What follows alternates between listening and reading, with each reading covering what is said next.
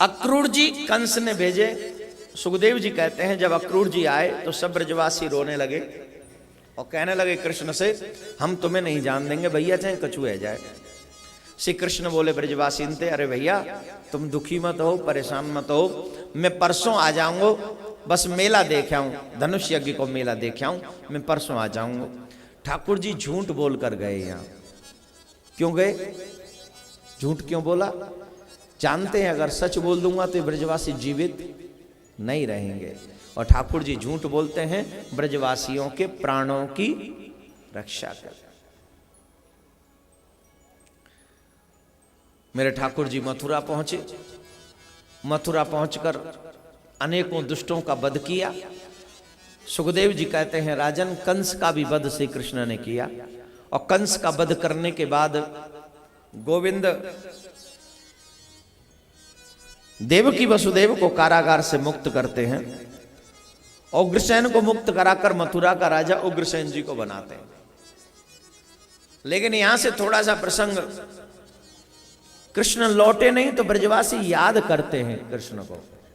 सब लोग रोते हैं, बिलखते हैं। किसके लिए? कृष्ण के लिए। और कृष्ण, ऐसा नहीं है कि मथुरा में कृष्ण याद नहीं करते, कृष्ण भी याद करते हैं, लेकिन लौट कर नहीं जाना है क्योंकि लीला में नहीं है। तो अब वहीं से उन्होंने उद्धव को एक दिन ब्रज में भेजा, और जब उद्धव को ब्रज में भेजा, उद्धव प्रेम का संदेश सबको ज्ञानी बनाने के लिए आया है। मैया यशोदा, बाबा नंद, ब्रज की गोपी, ग्वाल, गैया, बछड़ा, सब ये चाहता है कि ये सब ज्ञानी बन जाएं और कृष्ण को याद करना भूल जाएं, बंद कर दें, कृष्ण को कोई याद ना करे। लेकिन जब ब्रज की दशा देखी, वहां जाकर ब्रजवासियों की दशा देखी, बड़ी सुंदर दशा है, बड़ी विचित्र दशा है।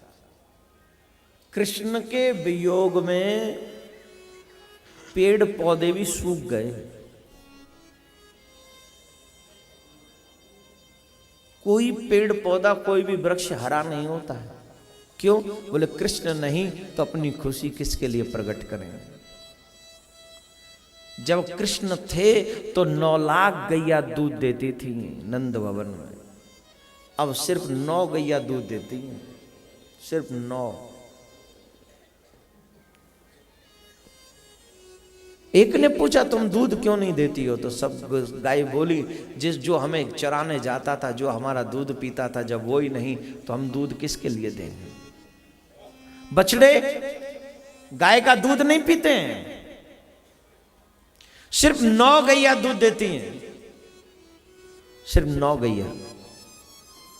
जब 9 गाय दूध देती हैं तो उन लोगों गायों से पूछा, जब इतनी गाय दूध नहीं देती तो तुम क्यों दूध देती हो? तो वो 9 गाय रोती हुई कहती हैं, हमारे कृष्ण को माखन और दही दूध बड़ा प्रिय है, इन गायों ने तो दूध देना बंद कर दिया है। कहीं ऐसा ना हो कि किसी दिन हमारा सांवरिया आ जाए और वो जिस दिन आए उस दिन उसे घी दूध सद न मिले, ताजा ना मिले। हम इसलिए दूध देती हैं, न जाने किस दिन सांवरिया आ जाए और किस दिन वो हमें माखन, हमारा माखन खाए, दही दूध पिए। इसलिए हर दिन उसके लिए दूध देते, हर दिन उसकी याद करते, हर दिन उसके लिए जीते। हे मेरे भाई बहन, आप कल्पना नहीं कर सकते, जिस कृष्ण के लिए गाय इतना प्रेम करती हैं, वहां के मानवों की दशा क्या होगी, कल्पना से परे है। ब्रज की गोपियां, उनके पास में जब ये पत्र पहुंचा तो उस पत्र को पढ़ के गोपियां बोली, हे उद्धव, ये पत्र हमारे लिए नहीं लिखा है कृष्ण ने। बोले नहीं, ये पत्र तुम्हारे लिए लिखा है, तुम देखो ये पत्र तुम्हारे लिए है। उद्धव बोले गोपियों से, तुम जिस कृष्ण के लिए रो रही हो वो साधारण ग्वाल नहीं है, वो साधारण एक नंद यशोदा का लाला नहीं है। जानती हो वो कौन है? बोले कौन है? बोले वो ब्रह्म है। ब्रह्म कैसा? बोले निराकार। कैसा है? बिनु पग चले सुनए बिनु काना, कर बिनु कर्म करई विधिना। आनन रहित सदा रस भोगी, बिनु बाणी वक्ता बड़ जोगी। बिनु पग चले। इस संसार में दो प्रकार के लोग हैं, एक जो भगवान को मानते हैं, दूसरे जो भगवान को नहीं मानते हैं। और एक प्रकार के हैं, एक निराकार को मानते हैं और एक निराकार को मानने वाले क्या कहते हैं? बोले उसके हाथ पांव कुछ नहीं है, उसके मुख नहीं है, उसकी जुबान नहीं है, उसके पैर नहीं है, कुछ नहीं है उसके, वो निर्गुण है। अब एक बात बताइए, जब वो निर्गुण है, निर्गुण का मतलब है कोई गुण नहीं है, और कोई गुण नहीं है तो ये भी तो एक गुण है। निर्गुण निराकार, जिसमें कोई गुण नहीं, और जिसमें कोई गुण नहीं, ये भी तो एक अलग से गुण है कि उसमें कोई गुण ही नहीं है। तुम कहते हो बिनु पग चले, नंद बाबा की 9 लाख गैया हमने आंखों से देखा, वो पैदल जा के चलाता था। तुम कहता है कि उनके वाणी नहीं है, कैसी कैसी मीठी मीठी बात बताओ करो, तुम्हें कहा बता में हम कैसे कैसे बतराओ करो हम ते। तुम कहते हो उसके हाथ नहीं है, गिरिराज पर्वत 7 दिन तक उंगली पे रखा। तुम कहते हो आंखें नहीं है, अपनी आंखों से, अपने हाथों से हमने उनकी आंखों में काजल लगाया। उद्धव, ऐसा लगता है कि कृष्ण के तो आंखें हैं, पर तेरे ही आंखें नहीं हैं, जो साकार कृष्ण को निराकार ब्रह्म बनाने पर तू तुला हुआ। तेरे ही आंखें नहीं हैं। और वैसे भी माय डियर,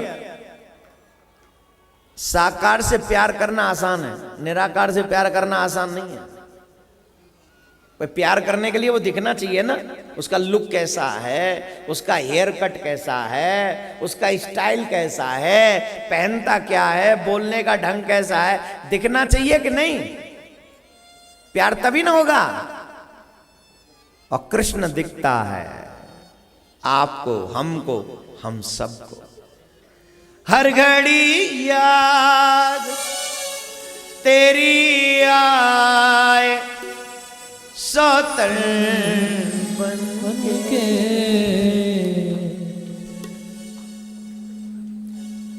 गोपियों के इस प्रेम के संदेश को सुनकर, अब उधर प्रसंग तो बहुत बड़ा है। अब मैं ये भजन गाऊंगा तो ये सब लोग, ये तो बिना भजन के ही तैयार बैठे थे